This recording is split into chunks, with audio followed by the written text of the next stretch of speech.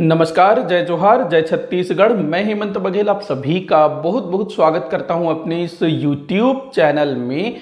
आज इस वीडियो से हम शुरू करने वाले हैं छत्तीसगढ़ में नदी अपवाह तंत्र।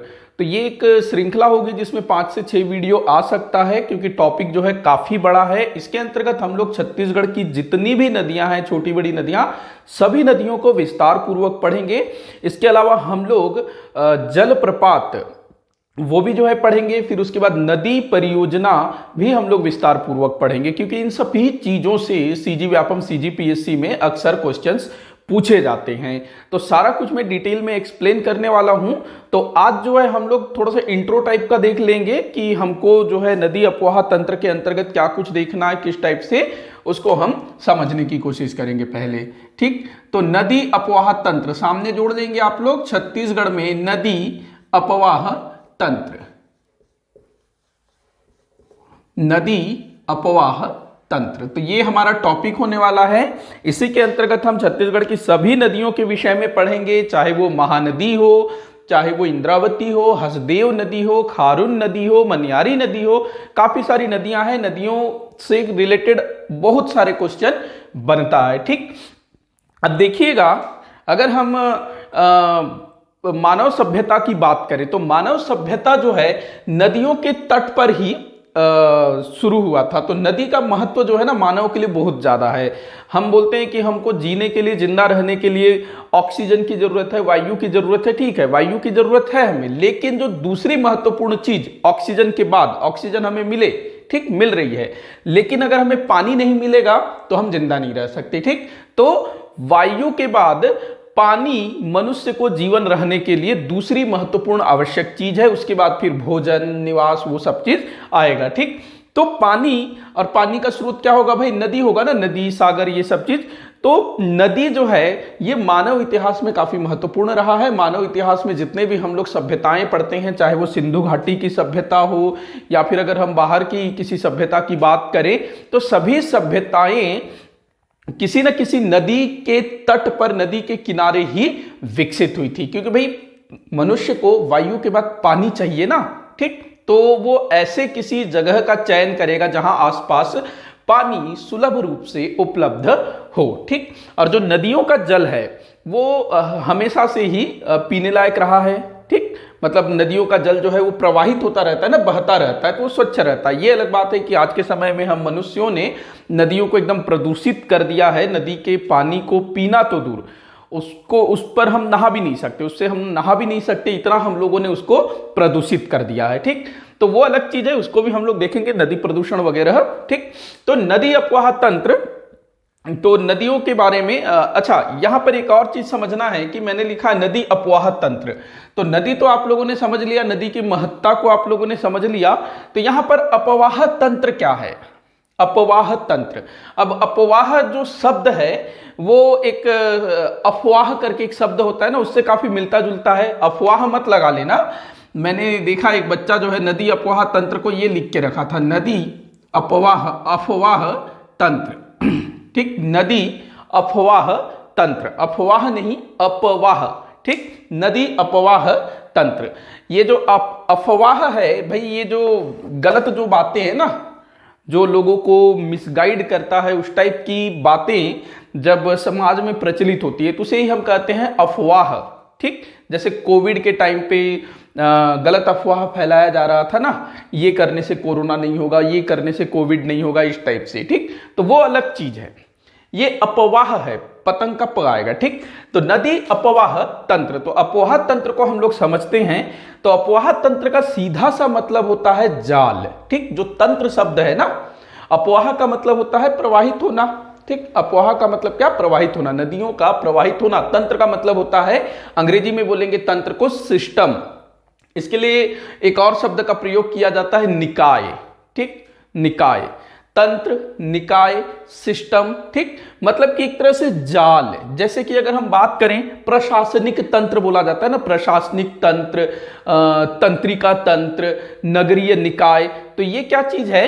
एक सिस्टम है, मतलब वो कई सारी चीजें होंगी, ठीक, एक जाल सा होगा जो मिल करके काम करेगी, तो उसको क्या बोलेंगे, तंत्र।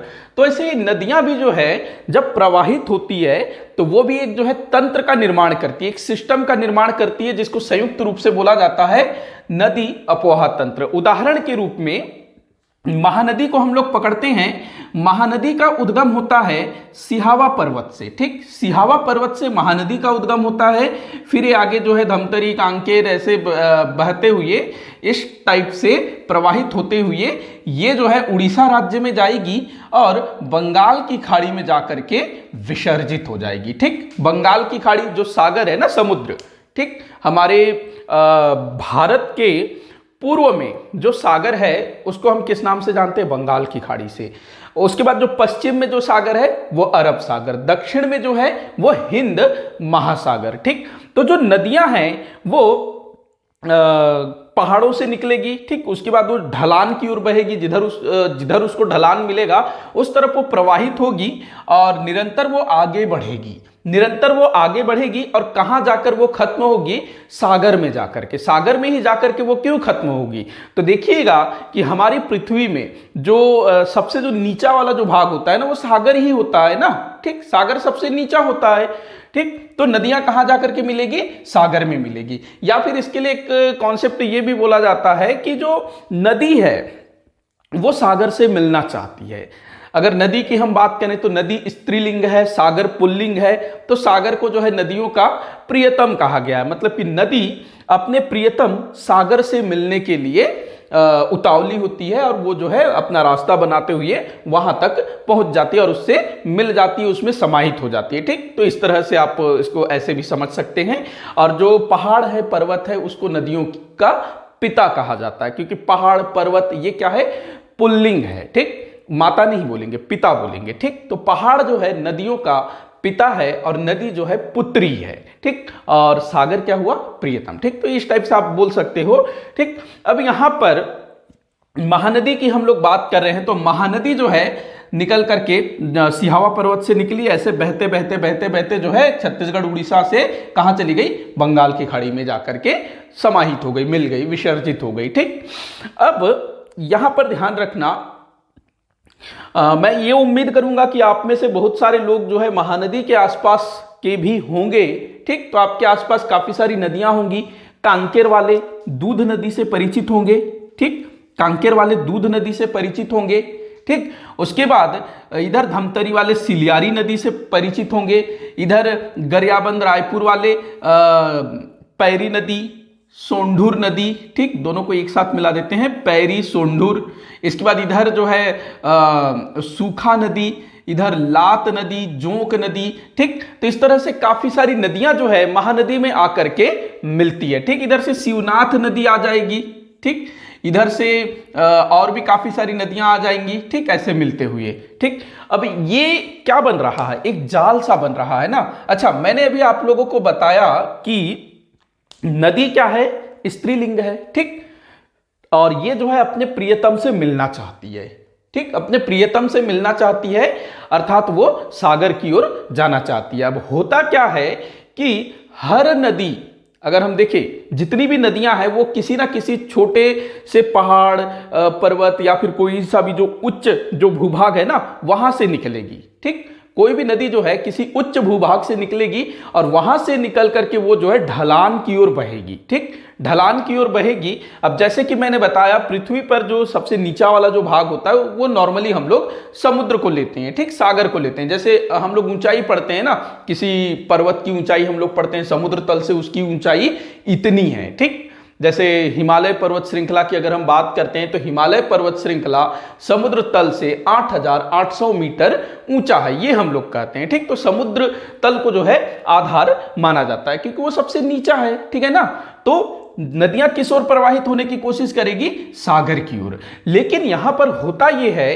कि जो कई सारी जो नदियां हैं उसमें जल का स्तर काफी कम होता है, जल का स्तर काफी कम होता है और वो जो है अकेले सागर तक नहीं जा पाती है। तो कई नदियां जो है ऐसे निकलेंगी, कई नदियां ऐसे निकलेंगी और वो रास्ते में ही कहीं विलीन हो जाएगी। हालांकि इस तरह का जो उदाहरण है वो बहुत कम देखने को मिलता है, रेगिस्तानी इलाकों में इस टाइप का उदाहरण देखने को मिलता है। ठीक, राजस्थान में भी एक कोई सी नदी है जो कि रेगिस्तान में जाकर के समा जाती है। हमारे छत्तीसगढ़ में इस टाइप की कोई भी नदी नहीं है। ठीक, अधिकतर जो नदियां हैं वो किसी ना किसी बड़ी नदी में जाकर के मिल जाती है। ठीक, जैसे मान लो दूध नदी है, दूध नदी निकली भाई, इसको जो ढाल मिला, इस तरफ मिला ढाल, ठीक है ना, अब रास्ते में आ गई महानदी तो उसमें मिल जाएगी। अगर इसको ढाल जो है ऐसा सीधा मिलता तो हो सकता है वो इधर बह के चली जाती ना, इधर किसी और नदी से मिल जाती, या फिर दूध नदी में ही कोई दूसरी नदियां आकर के मिल जाती, इधर उधर से पानी आकर उसमें मिल जाता तो वो खुद इधर चल देती। लेकिन इसको ढाल किधर मिला, महानदी की ओर मिला इसको ढाल। महानदी जिस तरफ से प्रवाहित हो रही है उस तरफ इसको ढाल मिला और उस तरफ ये चली गई और महानदी से मिल गई। ठीक, ऐसे ही इन नदियों के साथ भी हुआ। ठीक, जैसे कि हम लोगों ने पढ़ा है छत्तीसगढ़ का मैदान, जब हम पढ़ रहे थे ना छत्तीसगढ़ का प्राकृतिक प्रदेश, तो उस टाइम पर मैंने आप लोगों को बताया था, थोड़ा सा मैं यहाँ छत्तीसगढ़ का नक्शा बना लेता हूँ, थोड़ा सा नहीं पूरा ही बनाऊंगा, थोड़ा सा वैसे क्या होता है। ठीक, ये हमारा गरियाबंद वाला पार्ट, इधर मटका बना लेंगे ऐसे।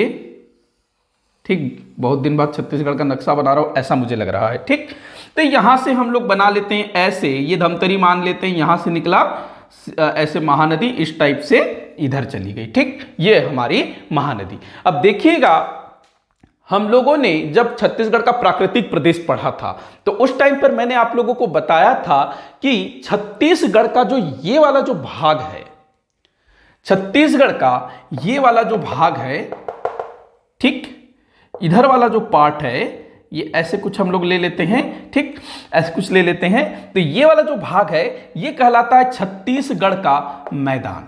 ठीक, छत्तीसगढ़ का मैदान।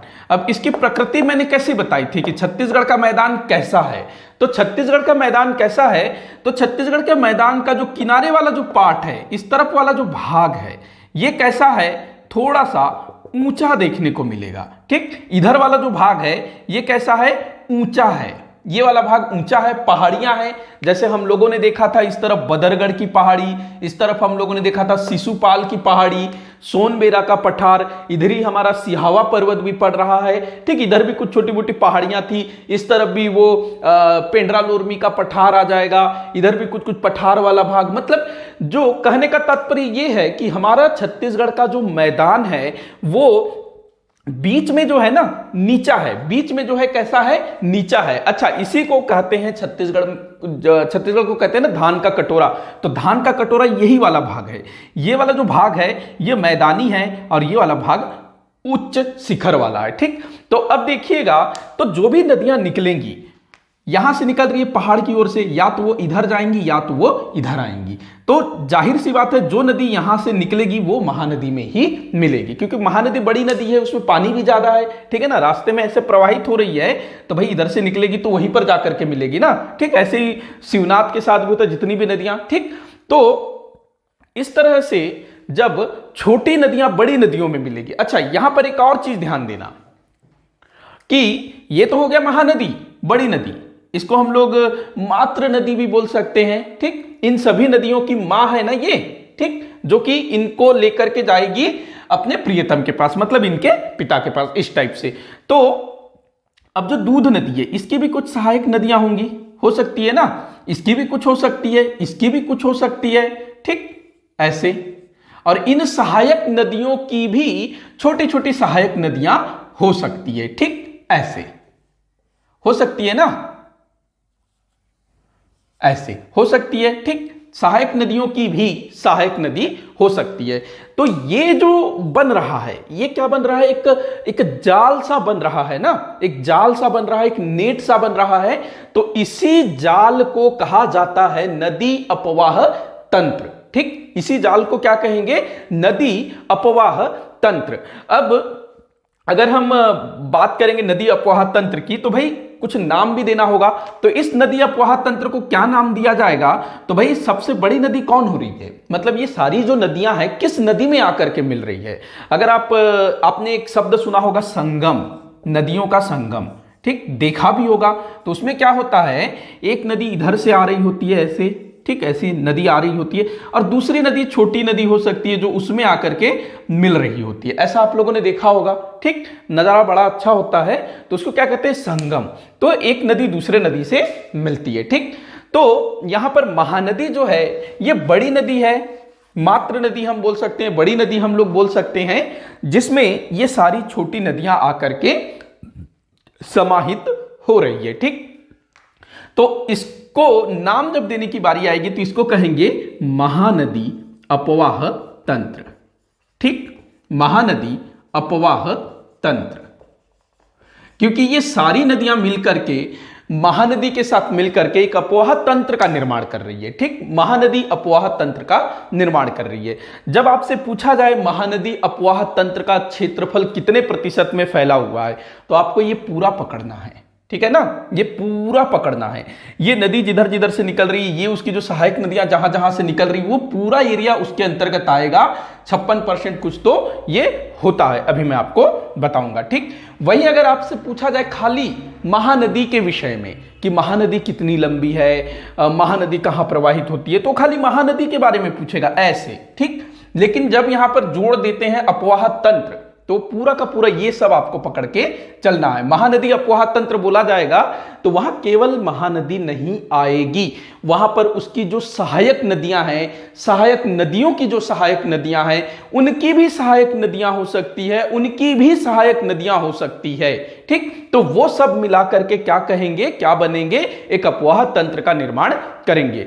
तो आप लोगों को अपवाह तंत्र समझ में आ गया होगा, ठीक। अब देखिएगा, अब जब हम बात करेंगे महानदी अपवाह तंत्र की, उसके बाद आगे हम पढ़ेंगे गोदावरी अपवाह तंत्र, सोनगंगा अपवाह तंत्र। तो जब महानदी अपवाह तंत्र की बात आएगी तो महानदी में जो है ना, इधर से भी कुछ नदियां आकर के मिलती है, सरगुजा क्षेत्र से, जसपुर क्षेत्र से भी कुछ नदियां आकर के मिलती है, ठीक, बस्तर संभाग से दूध नदी आकर के मिलती है, ठीक, इधर से शिवनाथ नदी आकर के मिलती है। तो ये पूरा एरिया, मतलब कि महानदी की सहायक नदियां जिन जिन क्षेत्रों से आ रही है, उसकी सहायक नदियों से जो भी क्षेत्र प्रभावित हो रहा है, ठीक, महानदी और उसकी सहायक नदियों से जो भी क्षेत्र प्रभावित हो रहा है, वो सभी क्षेत्र क्या कहलाएंगे, महानदी अपवाह तंत्र का हिस्सा कहलाएंगे, ठीक। तो ध्यान रखना, तो ये होता है अपवाह तंत्र, एक तरह का जाल होता है, नदियों का जाल होता है, और जो सबसे बड़ी नदी होती है जिसमें छोटी छोटी नदियां आकर के मिलती है, उसी नदी के नाम से उस नदी का, उस अपवाह तंत्र का नाम होता है, ठीक। तो ध्यान रखना इस चीज को। अब हम लोग देखते हैं कि हमारे छत्तीसगढ़ में कुल कितने अपवाह तंत्र देखने को मिलते हैं, ठीक। एक तो प्रमुख अपवाह तंत्र हो गया महानदी अपवाह तंत्र, ठीक। तो इसके अलावा और भी क्या कोई अपवाह तंत्र है, ये हम लोग देख लेते हैं। ऐसे तो ओवरऑल मैंने आपको बता दिया कि भाई महानदी अपवाह तंत्र में इधर से कुछ नदियां आकर के मिलती है, हसदेव नदी आती है ना, इधर से मांड नदी, केलो नदी, ये सब इधर से आती है, यहाँ से दूध नदी।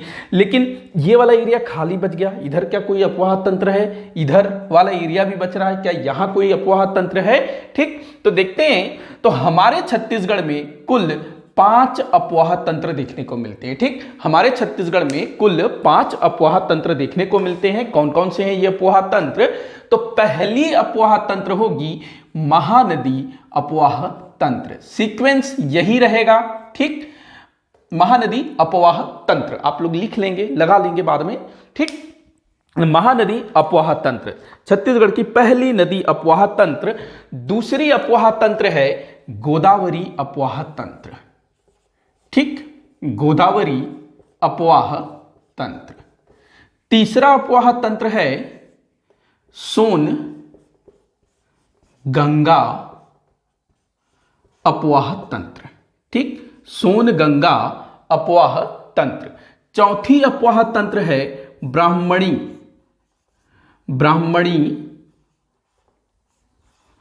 अपवाह तंत्र, ब्राह्मणी नदी अपवाह तंत्र, गोदावरी नदी अपवाह तंत्र। सब में नदी जोड़ देंगे, महानदी में ऑलरेडी नदी जुड़ा हुआ है, ठीक। महानदी अपवाह तंत्र, गोदावरी नदी अपवाह तंत्र, सोन गंगा अपवाह तंत्र, ब्राह्मणी अपवाह तंत्र, और पांचवा अपवाह तंत्र है, पांचवी नर्मदा अपवाह तंत्र, ठीक, नर्मदा नदी अपवाह तंत्र। अब आप में से जिनका भी जीके थोड़ा सा भी स्ट्रांग है तो अब वो लोग थोड़ा सा उनका दिमाग जो है चकरा गया होगा कि भाई महानदी तो हमारे छत्तीसगढ़ में प्रवाहित होती है, हमें पता है, हमने देखा भी है, ऐसे कुछ लोगों के दिमाग में आ रहा होगा। लेकिन गोदावरी ये तो भाई महाराष्ट्र से निकलती है, छत्तीसगढ़ में प्रवाहित ही नहीं होती है। सोन नदी, गंगा नदी ये भी छत्तीसगढ़ में प्रवाहित ही नहीं होती है।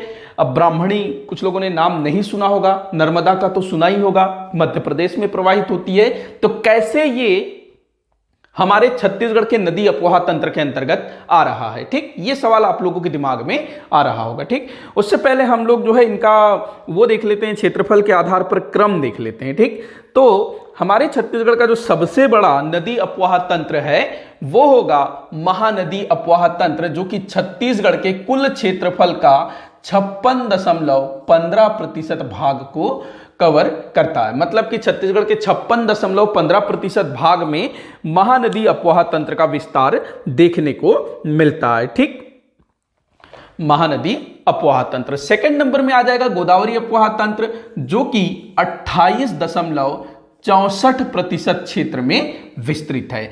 तीसरे में आ जाएगा सोन गंगा अपवाह तंत्र, जो कि 13.63% क्षेत्र में विस्तृत है। उसके बाद आ जाएगा ब्राह्मणी अपवाह तंत्र, जो कि 1.03% क्षेत्र में विस्तृत है। ठीक, और पांचवा हो जाएगा नर्मदा अपवाह तंत्र, जो कि 0.55% क्षेत्र में विस्तृत है। हमारे छत्तीसगढ़ का बात कर रहा है। ठीक, नर्मदा को मत पकड़ लेना, गोदावरी पूरा को मत पकड़ लेना, हमारे छत्तीसगढ़ की बात कर रहा है। ठीक, तो महानदी अपवाह तंत्र की बात करें तो महानदी अपवाह तंत्र लगभग इतने क्षेत्र में विस्तृत है ना, ये अगर ये बोला जाए कि महानदी अपवाह तंत्र छत्तीसगढ़ के 5 संभागों में स्थित है तो कोई गलत नहीं है। क्योंकि देखो सरगुजा संभाग से हसदेव नदी, मांड नदी ये सब निकल करके आ रही है ना, और महानदी में मिल रही है। उसके बाद अगर हम बात करें बिलासपुर की, दुर्ग की, तो भाई शिवनाथ नदी दुर्ग क्षेत्र से निकलती है, दुर्ग संभाग से। ठीक, उसके बाद हसदेव नदी, अरपा नदी, केलो नदी ये सब बिलासपुर संभाग से। ठीक, रायपुर संभाग से तो भाई खुद महानदी निकल रही है। बस्तर संभाग की बात करें तो दूध नदी और महानदी खुद बस्तर संभाग का जो कांकेर जिला है वहां पर प्रवाहित होती है, बहती है। ठीक, तो इस तरह से हम ये बोल सकते हैं कि महानदी अपवाह तंत्र छत्तीसगढ़ के 5 संभागों में विस्तृत है। ठीक, इसका प्रतिशत कितना होगा? 56.15%। क्रम आपको ध्यान रखना है। सबसे बड़ी अपवाह तंत्र महानदी अपवाह तंत्र। सेकंड नंबर में आ जाएगी गोदावरी नदी अपवाह तंत्र। देखो गोदावरी नदी अपवाह तंत्र कहां पर है? तो बस्तर क्षेत्र में। ठीक, बस्तर क्षेत्र में देखने को मिलेगा गोदावरी अपवाह तंत्र। गोदावरी नदी अपवाह तंत्र बस्तर क्षेत्र की जो प्रमुख नदी है, इंद्रावती नदी, कोटरी नदी, संखिनी डंकिनी नदी, सबरी नदी। ठीक, तो ये सभी नदियां कहां जाकर के मिलती है?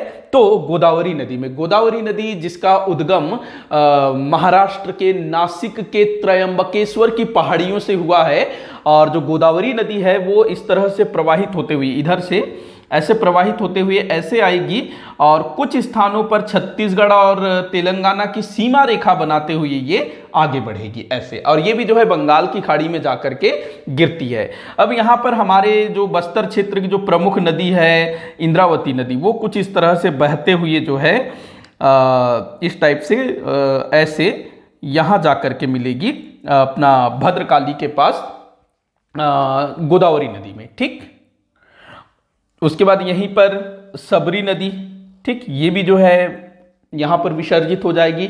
ठीक है, तो इसको हम लोग देखेंगे, डिटेल में देखेंगे। तो गोदावरी नदी अपवाह तंत्र कहां पर है ये आपको ध्यान रखना है कि वो बस्तर क्षेत्र में है। मतलब कि बस्तर क्षेत्र जो है वो गोदावरी अपवाह तंत्र के अंतर्गत आएगा। ठीक, बस्तर क्षेत्र, और उसका जो उत्तरी वाला जो भाग है कांकेर वाला, वो किस में आ जाएगा? महानदी अपवाह तंत्र में। लेकिन पूरा का पूरा कांकेर जो है महानदी अपवाह तंत्र में नहीं आता है। एक नदी जो कि दुर्ग संभाग के मोहला मानपुर जिले से एक नदी निकलती है, कोटरी नदी, जो कि इंद्रावती की सहायक नदी है। ठीक, ये भी ध्यान में रखेंगे। ठीक, आगे हम लोग सब कुछ डिटेल में पढ़ेंगे। अभी आप लोग जो है इसको समझ लीजिएगा क्योंकि ये भी काफी इंपॉर्टेंट है। ठीक है ना, तो गोदावरी नदी अपवाह तंत्र कितने प्रतिशत क्षेत्र में फैला हुआ है 28.64% क्षेत्र में। अब तीसरी अफवाह तंत्र है सोनगंगा अफवाह तंत्र, जो कि 13.63% क्षेत्र में फैला हुआ है। यहां पर है सोनगंगा अफवाह तंत्र। एक नदी है सोन नदी, जो यहां कहीं से निकलेगी, सोन नदी, ठीक ऐसे, और वो कुछ इस तरह से बहते हुए आगे जाकर के गंगा नदी में जाकर के मिल जाएगी। गंगा नदी बिहार में एक जगह है सोनपुर, नाम आप लोगों ने सुना होगा। बिहार में पटना के आसपास एक जगह है सोनपुर। वो जो सोनपुर जगह है वहीं पर जो है सोन नदी और गंगा नदी का संगम होता है, और इसी के नाम पर जो उस जगह का नाम जो है सोनपुर रखा गया है। मेरे ख्याल से शायद वो पशु बाजार वगैरह शायद वहां लगता है, आप लोग बताइएगा कमेंट करके, ठीक। तो सोन नदी इस तरह से प्रवाहित होगी, ये जो है छत्तीसगढ़ में प्रवेश नहीं करेगी, ना ही छत्तीसगढ़ की मध्य प्रदेश छत्तीसगढ़ की सीमा बनाएगी, ठीक। तो सरगुजा क्षेत्र से निकलने वाली जो नदियां हैं, जिनमें प्रमुख रूप से रिहंद नदी और भी काफी सारी नदियां हैं, छोटी छोटी नदी, कन्हार नदी वदी, ये सब जो है यहां जाकर के मिलती है सोन नदी में, ठीक। तो उत्तरी छत्तीसगढ़ किस अफवाह तंत्र के अंतर्गत आ रहा है? सोनगंगा अफवाह तंत्र के अंतर्गत आ रहा है। और ये जो प्रतिशत है ना, ये हमारे सीमा रेखा के अंदर वाले का ही है, ये ध्यान रखना, हमारे छत्तीसगढ़ के सीमा रेखा के अंदर वाले का ही है, ठीक। ध्यान रखेंगे, क्योंकि रिहंद नदी थोड़ा सा उत्तर प्रदेश में भी बहती है, ठीक। तो ये हो गया हमारा सोनगंगा अफवाह तंत्र, तीसरी बड़ी अफवाह तंत्र। अब चौथे नंबर में आ जाएगी ब्राह्मणी नदी अफवाह तंत्र, जो कि छत्तीसगढ़ में मात्र 1.03% क्षेत्र में विस्तृत है। तो यहां पर झारखंड में एक नदी बहती है जिसका नाम है ब्राह्मणी, और जसपुर की कुछ नदियां इस ब्राह्मणी नदी में जाकर के मिलती है। तो काफी कम एरिया उसमें होता है, 1.03% भाग उसमें आता है, ठीक। तो ब्राह्मणी नदी ध्यान रखेंगे, जसपुर क्षेत्र या सरगुजा संभाग। अब है पांचवी अफवाह तंत्र, नर्मदा नदी अफवाह तंत्र, जो कि 0.5% क्षेत्र में फैला हुआ है।